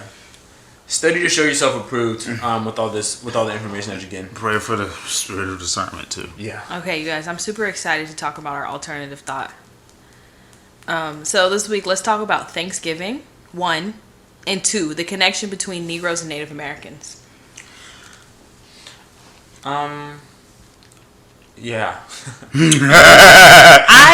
On this hill, I will die. Like, I stand firmly on this one thing right here, and I will argue with anybody. I've argued with so many of my friends about this because I came to a place where I was like, you know what? I am not accepting the term African American anymore. Mm-hmm. I'm either a Black American or Black, period. Mm-hmm. I don't like Black either. I can go for Black. I don't like Black either. I'm okay. I won't go for African American. You know, Black used to be pale and white. Which is, in of Middle course, English. We know that like those things were backwards. We're not literally black. We're brown. Crazy. We're beautiful, golden brown, or whatever. But whenever I go and I say that, then the person's response is like, "You have to be African. Like all Black people come from some parts of Africa." And I say, "Well, I know for a fact that I am also Native American. Mm-hmm. Yeah. I know this for a fact. And so, how can you call me African American? Both sides. Oh." How can you call me African American if you don't know where I came from in Africa? But I can tell you for a fact that I'm native to this place that we call America. So I am a Black American, and I refuse to identify as anything other. Yeah, I'm not a big fan of Black anymore. I love me the word Negro. We know, yeah, you like that one. I love that one, and I will literally, when I go to work, if someone asks me like, you know, what I identify as, I'm a Negro. You know. If they ask me, and you are. Negro means American. It's strictly American. Anyone Black is not a Negro. A Negro is American. Yeah, you're not African. You're not. Even if you're Caribbean, you're not a Negro. A Negro is. I think Negro was first created in Portugal. Was it? In 1556. I'm thinking more like Black Panther era when they coined the term and said, "Oh no, this is something it was way before then." No, Negro because it was features. Yeah, because it was like that was always a term. It was when the slave trade first started. It was 15. The Reclaiming the Throne documentary. They brought up the fact that the term Negro, I believe, was first coined in like 1550 something in Portugal. Oh, Portugal. Yeah, Spain and Portugal. That makes sense. And they wanted to basically single out the Moorish Black people from the Jews, Jew Black people, right? So can you talk to us about the connection between the Negroes and the Native Americans? Well, this is definitely something that even people in our Israelite understanding are torn between. A lot of people are still Negro only and don't look at as Latino or Native people as our folk. Some do. So for me, you already know me. I don't speak opinions. I go to facts. So I'm gonna go to 4th Ezra 13. I want to say this is 4th Ezra 13, verse 39.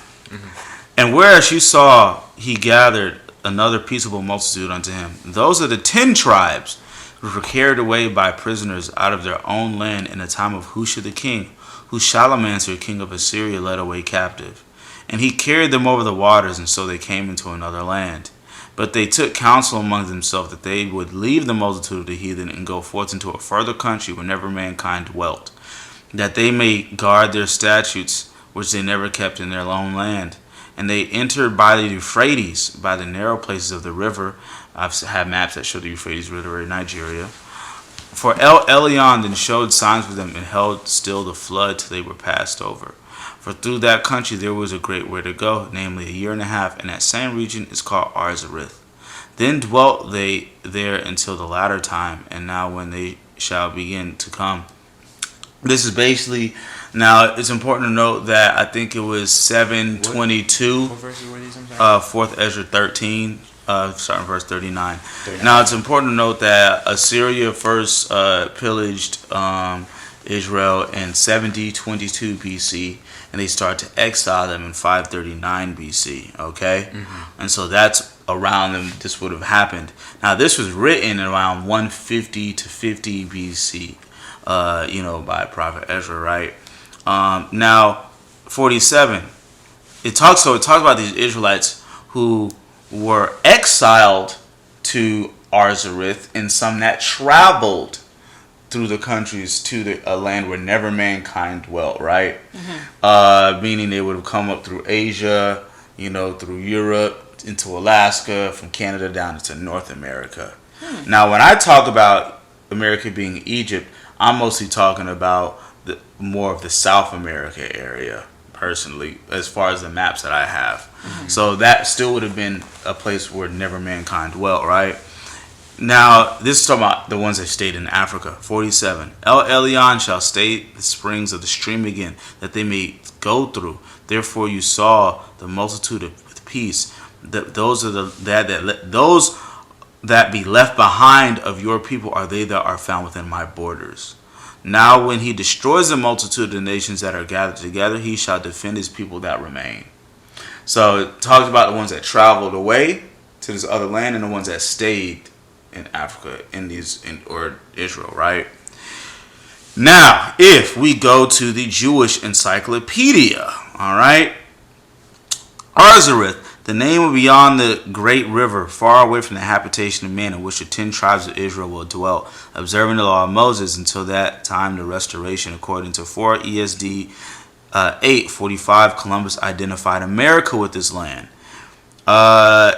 And it just keeps going, right? And we're talking about where this is where, Christopher Columbus actually even used the book of Esdras to find Israelites, he even used it to find, and actually this is a writing from Christopher Columbus, the Libro de las Profecias of Christopher Columbus, transcript of September 13th, 1501. Sounds impressive. Yeah. We're impressed with your linguistics. Gracias, señorita. It's transcript of September 13, 1501, a letter in which Columbus explained the project and asked for his assistance. Listen carefully to this. Reverend and very devoted Father, when I came here to Granada, I began to collect in a book of excerpts from authoritative sources that seem to refer to Jerusalem. Now, when he's saying authoritative or authoritative, he's talking about the slaves. Okay? From excerpts from authoritative sources, the slave sources that seem to refer to Jerusalem. I plan to review them later to arrange them appropriately. Then I came involved in my other activities, slavery and pillaging, and did not have time to proceed with my work. Busy man. Nor do I now. And I am sending the book to you so that you can look at it. Perhaps your soul will motivate you to continue the project, and our Lord will guide you to the genuine authorities. The search for text should be continued in the Bible and commentary. Is often useful and should be used for clarification. Among the earliest and most fascinating witnesses to the letter is a manuscript of the 84 folios dated between September 13, 1501 and March 23, 1502, and now preserved in the Biblioteca Columbanina in Sevilla. It begins, Christopher Columbus again. This is the beginning of the book or collection of authoritative saying, opinions and prophecies concerning the need to recover the holy city and Mount Zion, in the discovery and conversion of the islands of the Indies and all the peoples and nations, for Ferdinand and Isabella are Spanish rulers. This is Christopher Columbus basically saying we're looking for Israelites to convert to Christianity. Catholicism, right? Catholic Christianity, which modern Western Christianity is spit out of Catholicism. So here he's saying that they're looking for Israelites amongst the islands, amongst Arzareth. Yeah. So there had to have been Israelites here before the slave trade happened. Yeah. Right? They must have known. And you got to think about, a lot of people talk about, all the curses of Deuteronomy and all this don't fit the natives, right?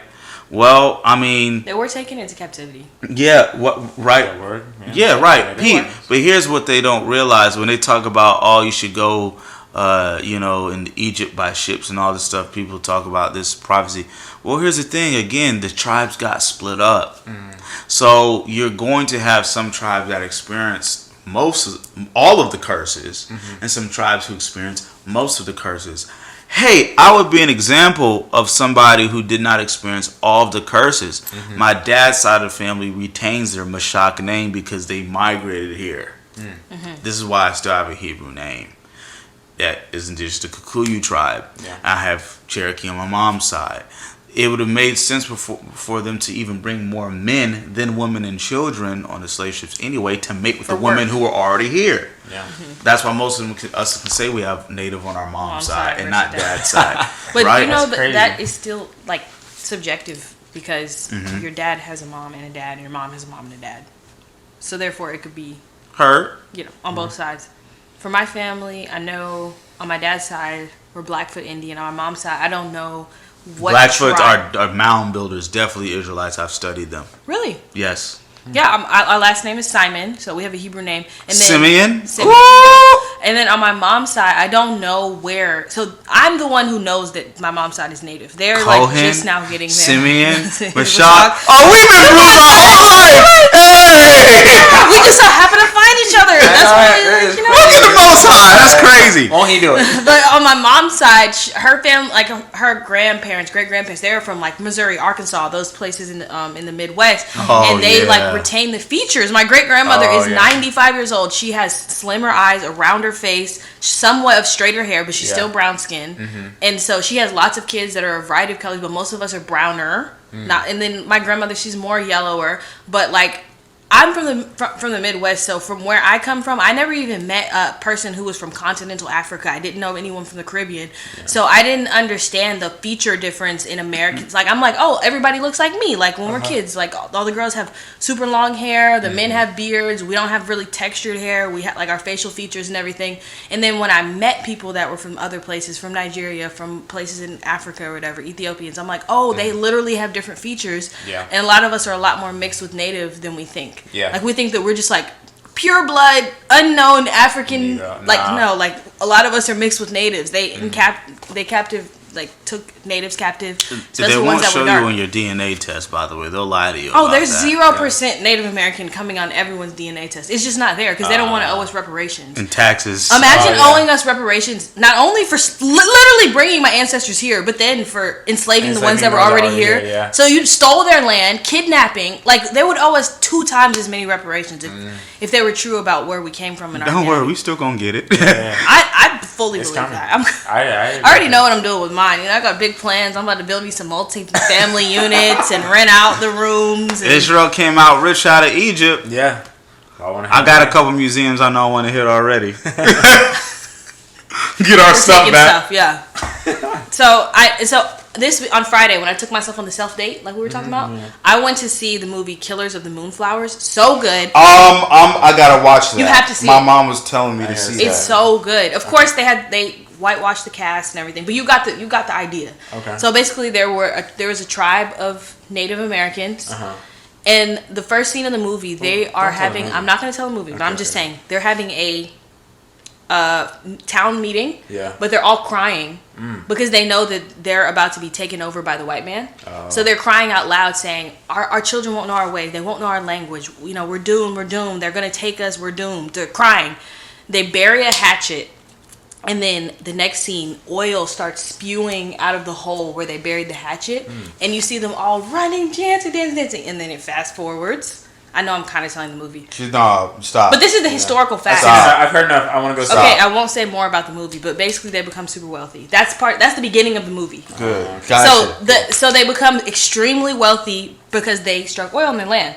And then, of course, so far the movie goes. Late spoiler alert. Sorry, y'all. The white man discovers them. No, all right. Anyway, so appreciate that. I'm gonna see the movie. That's not telling the movie. Nah, she's telling. It's not saying that. No more than I want to know. Struck oil and the white man came. I could tell you that without you seeing the movie. Like it's crazy because on my mom's side of the family there's like a lot of native too. You know, really? It's really just interesting. Look at these girls. I believe you.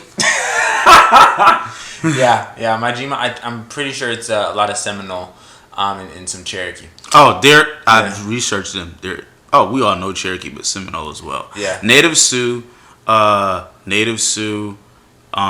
Chickasaw, Chickaw, Aztec. I'm gonna have to study this. I haven't. Aztec. Taino, that's an island. That's on the island. I had to cut you off. You were on a roll, and I couldn't. That movie was good. But that's not even Is telling that y'all. in the That's movie? not the I that's know. not the things Yeah, though it's of in the the movie. movies? Those are just the historical facts. It's in the movies. It is, yeah. And theaters. Okay, I'm gonna go see that.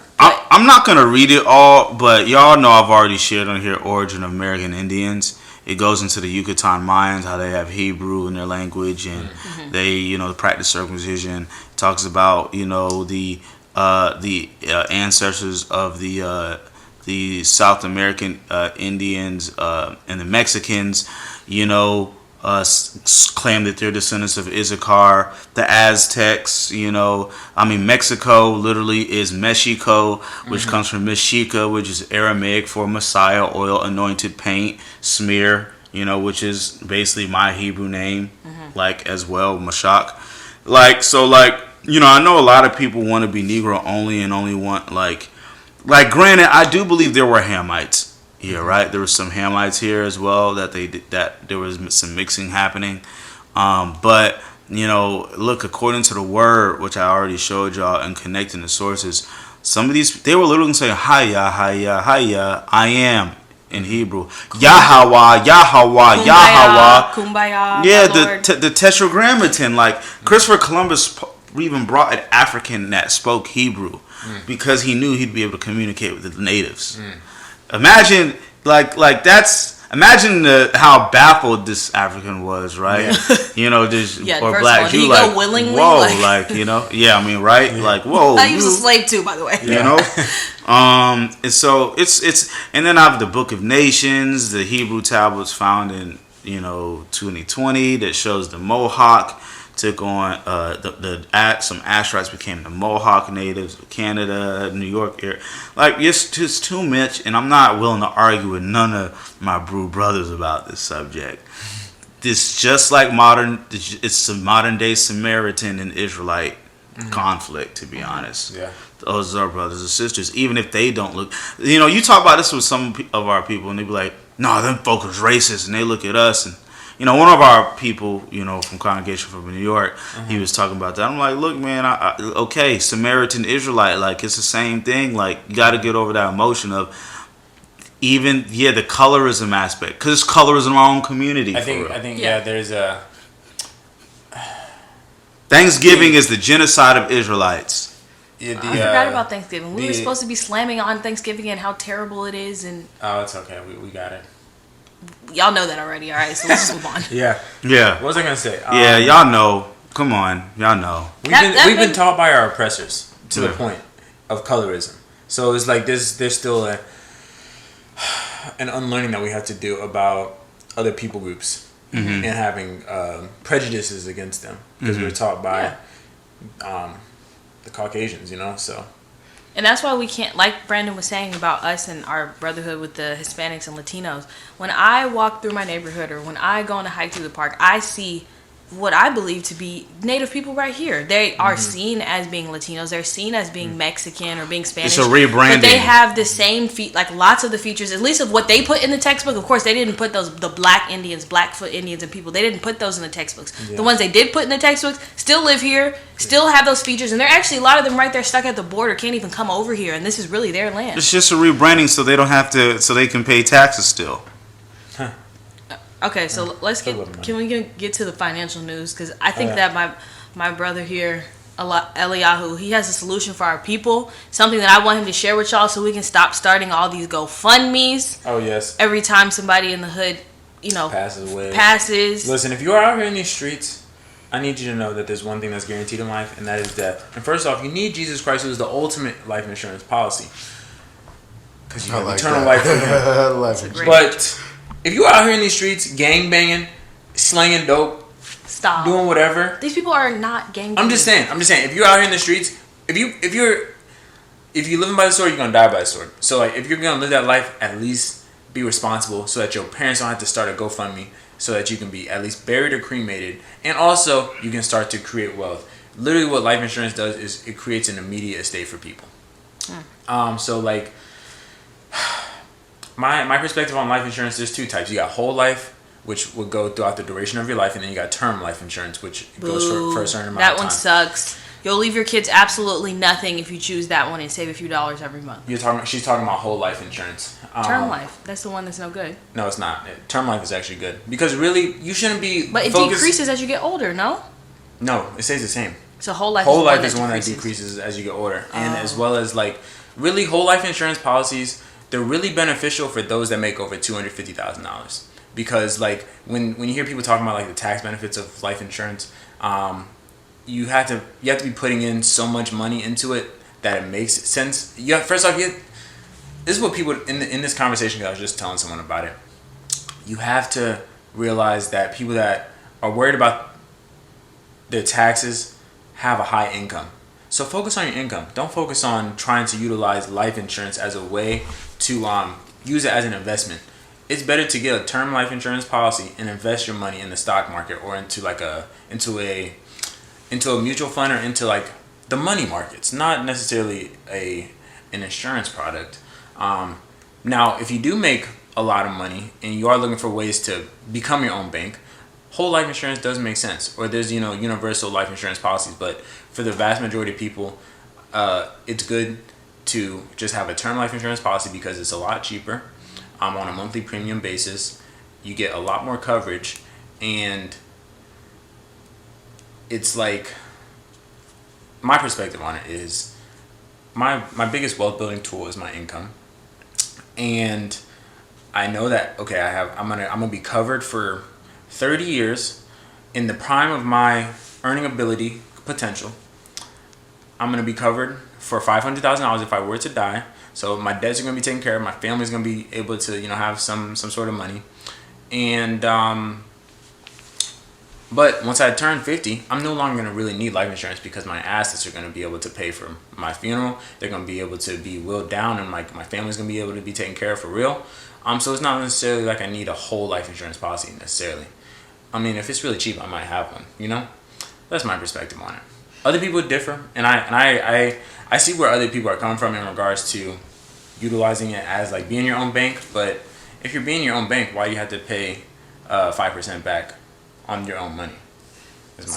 So how I feel about life insurance as a tool for generational wealth, mm-hmm. That's what I think it is. I was explaining this to my brother mm-hmm. when my grandfather passed, and they were discussing how things would be handled and this and that about the funeral. Mm-hmm. I was giving him examples of people that I know who had tragically lost a parent at a young age, mm-hmm. and that event caused them to inherit $1 million plus. Yeah. Due to life insurance. Yeah. So with that million, so if you inherit $1 million when you turn 35 because mm-hmm. of this insurance policy, yeah, that pivots and changes the direction in your life most likely. If if you have a little bit of financial understanding, if mm-hmm. you inherit $1 million, 1.5 or whatever from a policy, yeah, and now you're able to start a business or buy a property outright, right. Or you inherit a house and a policy, yeah, whatever. That's very different than the person who tragically loses a parent, has to come up with enough money to maybe not even have enough money to do a full service, have to do cremate mm-hmm. the parent. All they had was $1,200 in their bank account before they passed. The entire amount goes to burying them, and your child starts back at zero. Mm-hmm. That will change someone's life. I've seen it happen. Yeah, you're right. I mean, what life insurance does, it does build generational wealth, because if you die, you know that your beneficiaries are going to be paid. Like, what do you think about these like really wealthy white men who work these corporate jobs and they're executives at Google and these places? Mm-hmm. If you don't think that they have insane policies, when they die, their kids are inheriting millions, and when they die, their grandchildren are inheriting millions and millions from life insurance. But also, you got to think about their assets as well. Yeah, this is life insurance just alone by itself. Yeah. So the reason we're even talking about life insurance is because this is something that any of us can have. Any person who's listening to this can go take a policy out, even mm-hmm. if you're not married yet, so that when you have kids, that this is an asset that will stay in your family. Mm-hmm. The GoFundMes and it happens all the time with rappers or certain people. Yeah. They'll pass away, and then next thing you know, their baby mama, who never got the opportunity to be their wife, is asking for help because mm-hmm. she has no way to continue to take care of their kids. Mom. Yeah. And so this is just these record labels are really into that life insurance policy. Oh yeah, they sure are. They're usually the beneficiaries. Which is like insane. It is crazy. Probably set up your death on purpose. Yeah, make more money off it. And that happened a little bit in the movie too. I won't say more, I'm just saying. They were using the life insurance in the movie too. I'm gonna just go to the movies today now. Yeah, just go today. Just go today. I should have invited y'all on Friday when I went. I should have been like, hey guys, anybody want to go see a great movie? It's all good. No, I seriously, what was I thinking? That could have been our next little outing. I've been fine. It's okay. It's all good. You'll love us one day. I love you guys now. I'm joking. When you guys come she walk literally in made the us door. salmon bites and eggs. I know. They were Very fire, good. though. And They I were gotta fire. get that egg recipe. Yeah. Everyone's think in you a better switched it up mood when they again. had a full belly. I realized that. I think you switched it up again. It's the same recipe. You keep asking for it, and I give you it, and it's just the same. Okay, what you put in it again this time? Cayenne, Okay, pepper, yeah. optional Italian seasoning. Do you use that this time? This time I did. All right. It I was need it. to text me the brand you use. Pretty good. Text you. Well, guys, I probably need to find out the butter you use too, because I think the butter goes heavy into the taste of your eggs. No, seriously. I don't put butter in the eggs. No, I do. I cook it over oil. Oh, Vegetable oil? Yeah. Just, it gets like sizzling hot, and then when you put the egg in, it's I'll like, use olive oil then probably. Yeah. yeah, that's what. We had a great conversation today, guys. Oh, yeah, there was no way it could stick with it. Yeah. Yeah, this couldn't have been an hour. A little lengthy, but I think it was necessary. If you We stuck talked with about us, lot you're of a stuff. real one. You are. If you a made real it to one. this point, you really are interested in the topics that we're talking about. Shout out to Kasei. Shout out to Kaseyu Yeah. and our other outcasts out there. She's Yes, she's an outcast. She doesn't fit in these buckets. No, she doesn't. No? And, She's in the truth. Yeah, it was good. It was a good conversation. I think. I think that taking sides was interesting, and it's gonna be interesting to see how things continue to play out throughout the rest of the year and really into next year.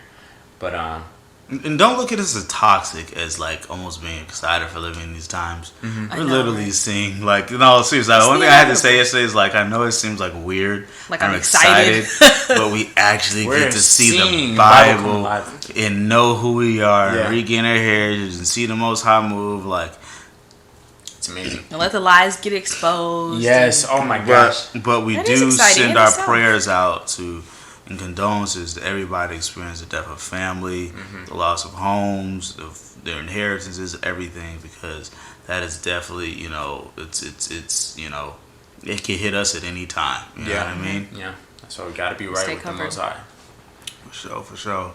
And we all talked evenly this podcast. No, you're gonna edit this, and next time you're gonna be like, "You guys need to talk more." No, but That was good. all right. Well, hey, shalom. Love y'all. Like, comment, share, subscribe.